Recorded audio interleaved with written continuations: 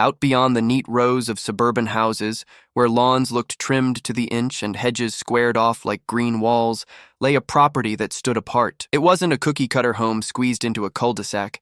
It wasn't a manicured yard with matching shutters. Instead, it was a stretch of land that dipped toward a broad basin of shimmering blue. At the bottom of that basin lay a private reservoir, a body of water held back by a modest dam built generations earlier. The reservoir wasn't massive. It wasn't some sprawling lake you'd find on a map, but it was big enough to matter. Fed by seasonal runoff and natural springs, it provided water for irrigation, livestock, and a handful of nearby properties that had long-standing agreements with the landowner's family. To the homeowner, it was simply part of the inheritance, something that came with the responsibility of maintenance and the pride of stewardship. To the homeowners association that ruled the neighboring subdivision with an iron fist, the reservoir was something else entirely. When the subdivision expanded closer to the property line, curious glances were cast toward the water. Neighbors walking their dogs along the boundary fence whispered about how unfair it seemed that one property had access to so much, while everyone else struggled with HOA-approved sprinklers and drought restrictions. The HOA board, led by Karen, an ambitious woman with a taste for power and an obsession with appearances, saw the reservoir not as a legacy or utility, but as a challenge to their authority. Karen prided herself on finding problems where no one else saw them. A mailbox painted the wrong shade of beige, a violation,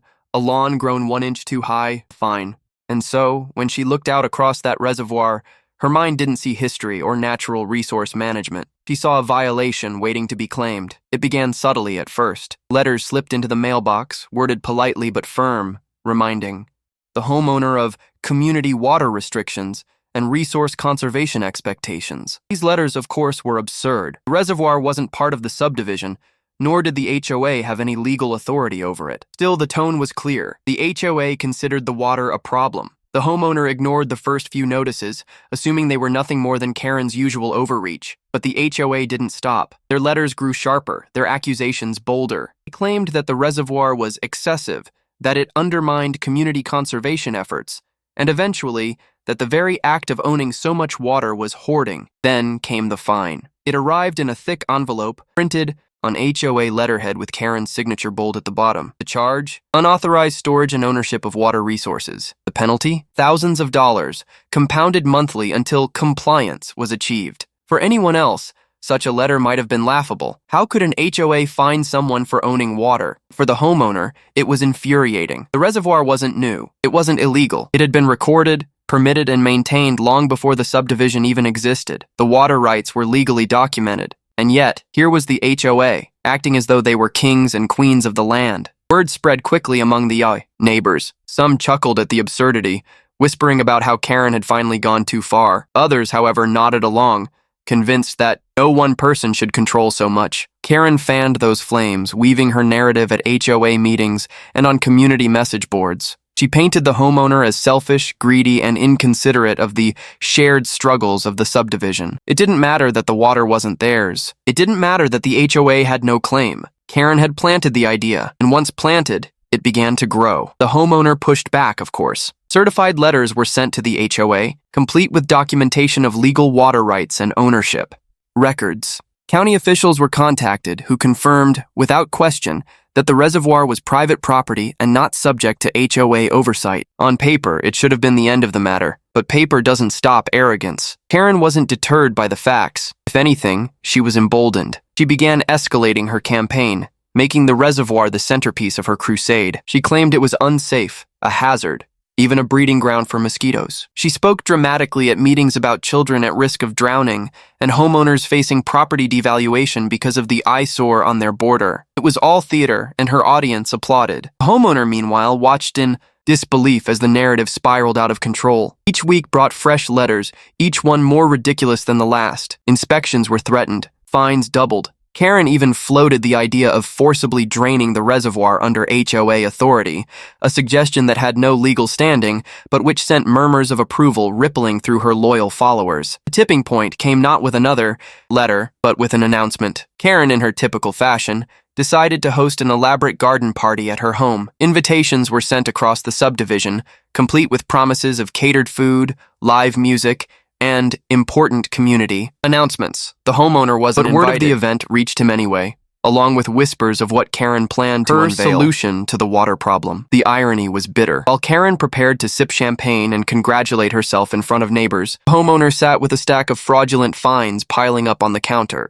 And though he had resisted retaliation up until that point, something inside him shifted as he considered what Karen was about to do. The reservoir wasn't just water. It was history. It was heritage. And if Karen wanted to make it the centerpiece of her little war, then perhaps it was time to show her just what that water could do. Out on the land, the dam sat quiet, holding back thousands of gallons in patient silence. It had stood for decades, steady and reliable. But with one turn of a wheel, one lift of a gate, the calm surface could transform into a torrent. The homeowner had no desire to cause harm, but he knew one thing for certain. Karen needed a lesson she would never forget. And with her garden party approaching, the opportunity was about to present itself. Karen's garden party disaster should have been enough to humble anyone. Her tables had floated away, her guests fled in soaked clothes, and her reputation was left dripping with humiliation. But instead of backing down, Karen doubled down. In theme, the days that followed, she spun the story to anyone who would listen. According to her, the homeowner had deliberately sabotaged her event, endangering the community and proving he was unstable. The truth, that her arrogance had invited the disaster, was erased. In its place, she painted herself as the victim of a ruthless landowner who cared nothing for the neighborhood. The HOA board, swayed by Karen's relentless retelling, called an emergency meeting. They labeled the dam a hazard and demanded that county inspectors be brought in. Karen pushed for immediate fines so steep they could bankrupt anyone. Her voice rose over everyone else's, shrill and insistent, until the rest of the board had no choice but to comply. Soon, letters began arriving again, thicker, harsher, heavier with threats. Legal jargon spilled across the pages, warning of liens, property seizures, and lawsuits. Karen's campaign was no longer about control. It had become personal. She wanted the homeowner broken, stripped of his land, his dignity crushed under her heel. But the man who owned the reservoir had weathered storms far greater than Karen. He saw through her fury, recognizing it for what it was: desperation. Her perfect image had cracked,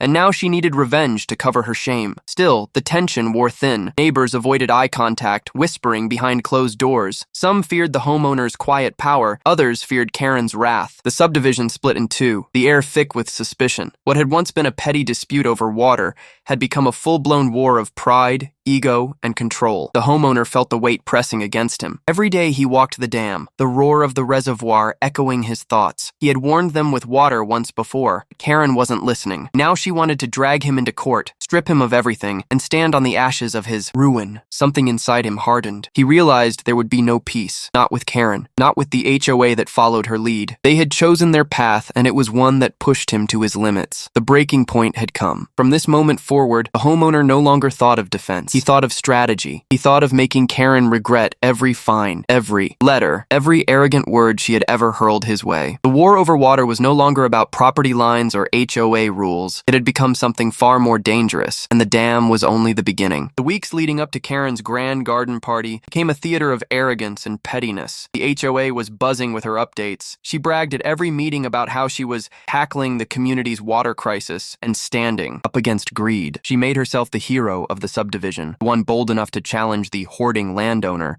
with his illegal reservoir. Karen's announcements were so loud and self-congratulatory that they drowned out the homeowner's calm insistence that the water rights were legal, documented, and protected. Facts didn't matter anymore. Perception had taken over, and Karen had mastered the art of performance. Neighbors whispered as they passed the reservoir, looking over the fence as though peering into a forbidden place. Children who used to climb the fence for fun now told stories about how it was going to be drained soon. Some homeowners even joined Karen's chorus, parroting her claims about safety hazards and unsanitary standing water. Meanwhile, the letters continued. Fines piled higher. Karen insisted that action was imminent, though she never explained what authority she actually had to enforce it. For the homeowner, it was like being under siege. Every week brought a new envelope. Every envelope another ridiculous accusation. But if Karen thought her constant harassment would force submission, she misunderstood the man she was dealing with. The homeowner had learned patience from the land itself. The reservoir didn't fill overnight. It took months of snowmelt, rain, and runoff. Likewise, he knew that battles weren't won by rushing headlong. They were won by waiting, preparing, and striking only when the moment was right. And that moment was drawing near. Karen's garden party wasn't just another social event. She had gone to extraordinary lengths to make it a spectacle. Yard crews pruned every hedge, landscapers planted flowers in perfectly symmetrical rows, and catering trucks arrived with tents, chairs, and sparkling glassware. Karen spared no expense. This wasn't just about entertaining the neighbors. It was about staging her triumph. triumph. Her flyers boasted of a special announcement about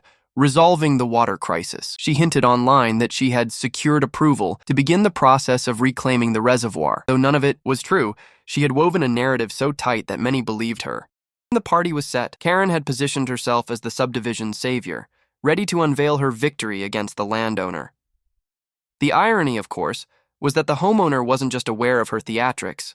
He was already planning his response.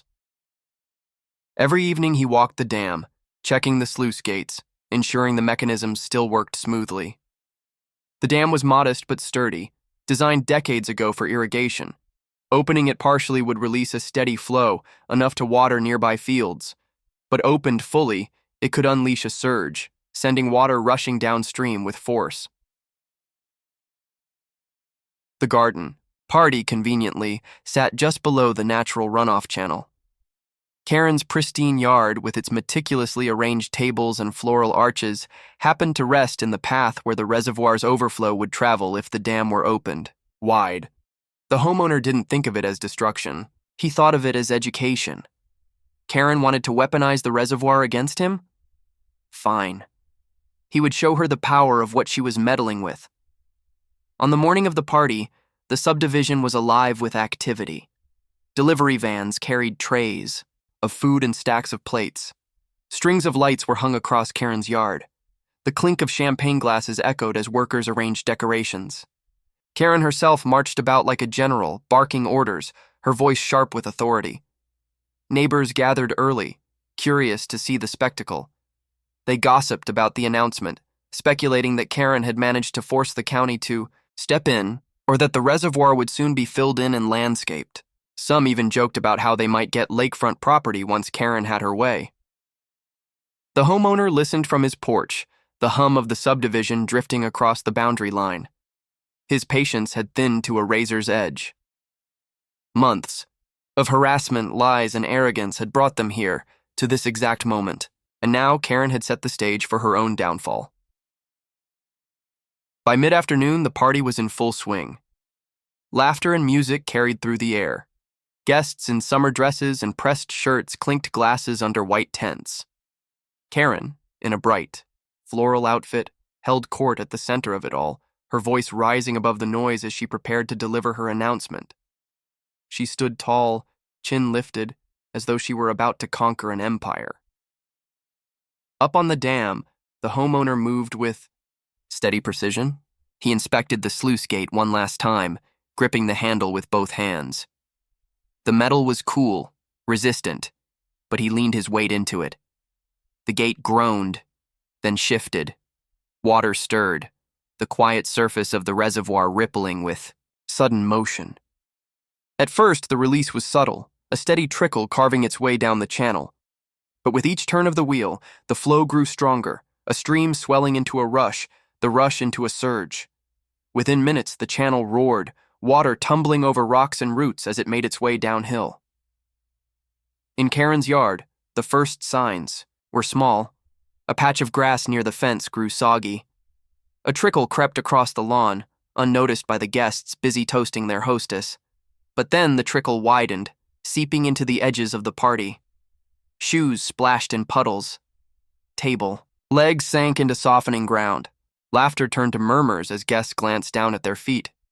Karen, oblivious, raised her voice louder, insisting the water was nothing more than a sprinkler leak or a minor drainage issue. She waved her hands dismissively, urging her guests to focus on her speech. But even as she tried to command attention, the water surged harder, spilling across her perfect lawn. The homeowner watched from above, his arms steady on the sluice gate as the channel did its work. The reservoir, silent for so long, was speaking now, its voice unmistakable. The more Karen tried to ignore it, the more undeniable it became. Guests shrieked as water lapped over the garden's carefully placed stepping stones. Tables wobbled. Champagne flutes toppled and decorative arches swayed precariously. The sound of splashing overtook the string music, the rush of water louder than Karen's shouts. The moment of chaos had arrived. By the time Karen realized she was powerless to stop it, her guests were fleeing, their expensive shoes ruined, their clothes soaked. The party she had designed to crown herself queen of the HOA had become a scene of panic and embarrassment. And the homeowner? He simply stood on the dam, calm and unhurried, as the water carried his message downhill. This was no accident.